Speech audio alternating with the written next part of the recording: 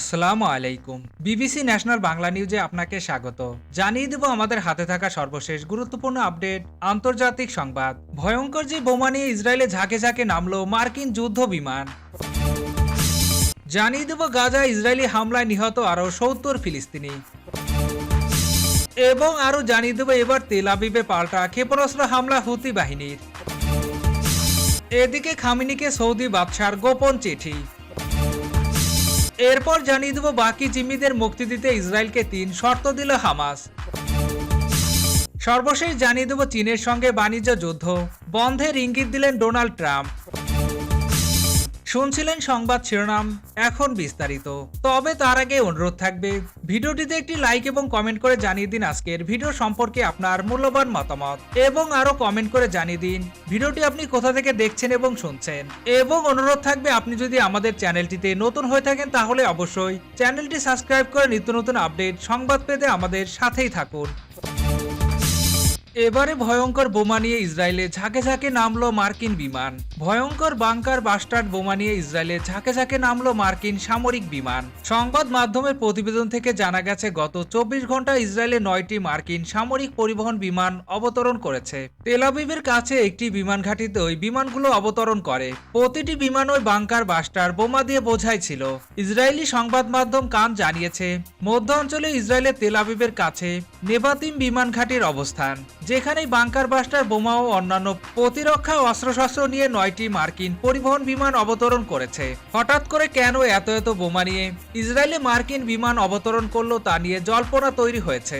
ধারণা করা হচ্ছে তেহরান ওয়াশিংটনের মধ্যে পরমাণু আলোচনা ব্যর্থ হলে যৌথ হামলা চালাতে পারে যুক্তরাষ্ট্র ইসরায়েল, আর সেই ভাবনা থেকে হয়তো ওই বোমা সেখানে মজুত করা হচ্ছে। অবশ্যই এ নিয়ে এখনো মুখ খোলেনি যুক্তরাষ্ট্র, সূত্র মিডল ইস্ট মনিটর এবং আনাদোলো এজেন্সির। গাজা ইসরায়েলি হামলায় নিহত আরও ৭০ ফিলিস্তিনি। ফিলিস্তিনের অবরুদ্ধ গাজা ইসরায়েলি বাহিনীর হামলায় একদিনে নিহত হয়েছেন আরও ৭০ জন। এছাড়া আহত হয়েছেন আরও অনেকে। শুক্রবার ১৮ এপ্রিল ভোর থেকে রাত পর্যন্ত চালানো ইসরায়েলি হামলায় এই হতাহতের ঘটনা ঘটে। গাজার স্বাস্থ্য মন্ত্রণালয়ের বরাত দিয়ে এক প্রতিবেদনে এই তথ্য জানিয়েছে আল জাজিরা। প্রতিবেদনে বলা হয়েছে শুক্রবারের হামলায় যারা নিহত হয়েছেন তাদের অধিকাংশই গাজার প্রধান শহর গাজা সিটি এবং উত্তর গাজার বাসিন্দা। তবে গতকাল মধ্য, উত্তর ও দক্ষিণাঞ্চল অর্থাৎ সর্বত্র ব্যাপক হামলা চালিয়েছে দখলদার বাহিনী। বর্তমানে গাজার দক্ষিণাঞ্চলীয় শহর রাফার কাছে সাওবার এবং তেলাস সুলতান এলাকায় ঘাঁটি গেড়েছে ইসরায়েলি প্রতিরক্ষা বাহিনী আইডিএফ। সূত্রের বরাতে জানা গেছে এই দুটি ঘাঁটি থেকে পরিচালনা করা হয়েছে সর্বশেষ এই হামলা। ২০২৩ সালের ৭ অক্টোবর দক্ষিণ ইসরায়েলে হামলা চালায় ফিলিস্তিনি প্রতিরোধ আন্দোলন হামাস। এতে নিহত হয় কমপক্ষে ১২০০ জন, পাশাপাশি আরও ২৫১ জনকে জিম্মি করে নিয়ে যায় তারা। হামাসের এই হামলার প্রতিবাদে ওই দিন থেকেই গাজায় অভিযান শুরু করে ইসরায়েলি সেনাবাহিনী। এতে নিহত হয়েছেন ৫১,০০০-এরও বেশি মানুষ। দীর্ঘ ১৫ মাস যুদ্ধের পর গত ১৯ জানুয়ারি কাতার, যুক্তরাষ্ট্র ও মিশরের মধ্যস্থতায় গাজায় যুদ্ধবিরতি কার্যকর করা হয়। এটি ছিল ৩ পর্বের। প্রথম পর্বে ছিল যুদ্ধবন্ধ ও জিম্মি বন্দি বিনিময় শুরু করা। দ্বিতীয় পর্বে ছিল জিম্মি বন্দি বিনিময়ের কাজ শেষ করা এবং গাজা থেকে ইসরায়েলি সেনাদের সম্পূর্ণ প্রত্যাহার করা। তৃতীয় পর্বে ছিল যুদ্ধ বিধ্বস্ত গাজাকে পুনর্গঠন করা। তবে ইসরায়েল যুদ্ধবিরতির চুক্তি দ্বিতীয় পর্বে প্রবেশ না করে গত ১৮ মার্চ থেকে ফের গাজায় সামরিক অভিযান শুরু করে। ইসরায়েলের ফের শুরু করা হামলায় ১৫০০-এরও বেশি মানুষ নিহত হয়েছে বলে জানিয়েছে উপত্যকাটির স্বাস্থ্য মন্ত্রণালয়। এছাড়া অভিযান শুরুর পর থেকে উপত্যকাটিতে খাদ্য ও অন্যান্য জরুরি ত্রাণবাহী ট্রাক প্রবেশ করতে দিচ্ছে না দখলদার বাহিনী। এবার তেল আবিবে পাল্টা ক্ষেপণাস্ত্র হামলা হুতি বাহিনীর। মার্কিন বাহিনী ইয়েমেনের উপকূলীয় হুদাইদা শহরে বিমান হামলা চালানোর পর শুক্রবার পাল্টা হামলা চালিয়েছে দেশটির বিদ্রোহী গোষ্ঠী হুতি। ইসরায়েলের রাজধানী তেল আবিবের উপকণ্ঠে দখলকৃত জাফায় জুলফিকার নামে অত্যাধুনিক ব্যালিস্টিক মিসাইল দিয়ে হামলা চালিয়েছে হুতি যোদ্ধারা। শুক্রবার ইয়েমেনি সশস্ত্র বাহিনীর মুখপাত্র ব্রিগেডিয়ার জেনারেল ইয়াহিয়া সারিয়া ঘোষণায় এই তথ্য জানান খবর মেহের নিউজ এজেন্সির। তিনি বলেন এই হামলার লক্ষ্য ছিল ইসরায়েলের বেনগুরিয়ন বিমানবন্দরের আশেপাশের একটি সামরিক ঘাঁটি। ইয়েমেনে ক্ষেপণাস্ত্র হামলা এমন এক সময় চালালো যার মাত্র কয়েক ঘন্টা আগে মার্কিন বাহিনী ইয়েমেনের উপকূলীয় হুদাইদা শহরে কয়েকটি বন্দরে বিমান হামলা চালায়। এতে কমপক্ষে ৮০ জন নিহত এবং ১৭১ জন আহত হয়েছেন। মূলত এই হামলার জবাবে ইয়েমেনি বাহিনী একটি সমন্বিত সামরিক অভিযান চালানোর কথা জানান। ইয়াহিয়া সারি বলেন, আমরা একটি সম্মিলিত সামরিক অভিযান পরিচালনা করছি, যেখানে আমরা যুক্তরাষ্ট্রের দুটি বিমান বাহিনীর রণতরী ট্রুম্যান ও ভিনসনকে লক্ষ্য করে হামলা চালিয়েছি। এছাড়াও ইয়েমেনি প্রতিরক্ষা বিভাগ সানা প্রদেশে একটি মার্কিন MQ-9 ড্রোন গুলি করে ভূপাতিত করার কথা জানিয়েছে। যুক্তরাষ্ট্রের ড্রোনগুলো ব্যবহার করে মধ্যপ্রাচ্যে গুপ্ত নজরদারি জোরদার করেছে, একই সঙ্গে তাদের হামলাগুলো নিয়মিত করছে। তবে ইয়েমেনের স্বাধীন প্রতিরক্ষা ব্যবস্থার ক্রমবর্ধমান সক্ষমতা এই অঞ্চলে নতুন সামরিক ভারসাম্যর ইঙ্গিত দিচ্ছে। এদিকে ইসরায়েলের দখলকৃত অঞ্চলে ছোড়া জুলফিকার ক্ষেপণাস্ত্র মূলত ইরানি প্রযুক্তি নির্ভর। এই ব্যালিস্টিক ক্ষেপণাস্ত্রের মাধ্যমে ইয়েমেন থেকে সরাসরি ইসরায়েলের মূল ভূখণ্ডে হামলা কেবল সামরিক বার্তায় নয়, এটি ইসরায়েলের জন্য একটি কূটনৈতিক চ্যালেঞ্জও বটে। ইসরায়েলি ভূখণ্ডে হামলা বিশেষভাবে প্রতীকীয়, কারণ এটি বেন গুরিয়ন বিমানবন্দর এলাকা ঘিরে রাখা নিরাপত্তা বলয়ের প্রতিরোধের মুখেও আঘাত হানতে সক্ষম।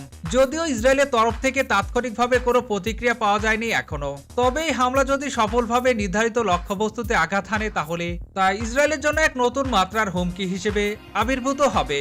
মধ্যপ্রাচ্যের ভূরাজনৈতিক স্তরে ইসরায়েল ইরান সংঘাতের ছায়া স্পষ্ট ইয়েমেনে হয়ে আরও বিস্তৃত হতে শুরু করেছে।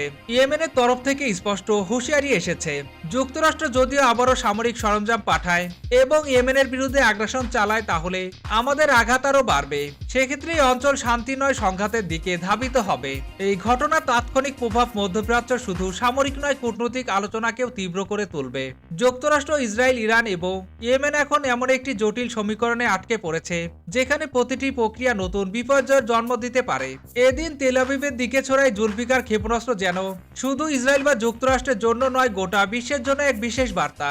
আর তা হলো, যখন প্রতিরোধের ভাষা কানে পৌঁছায় না তখন আকাশপথে বিস্ফোরণ আসে। তবে এই ঘটনায় মধ্যপ্রাচ্যের রাজনীতিতে শুধু আগুন নয়, এবার আকাশেও অনিশ্চয়তার মেঘ জমতে শুরু করেছে।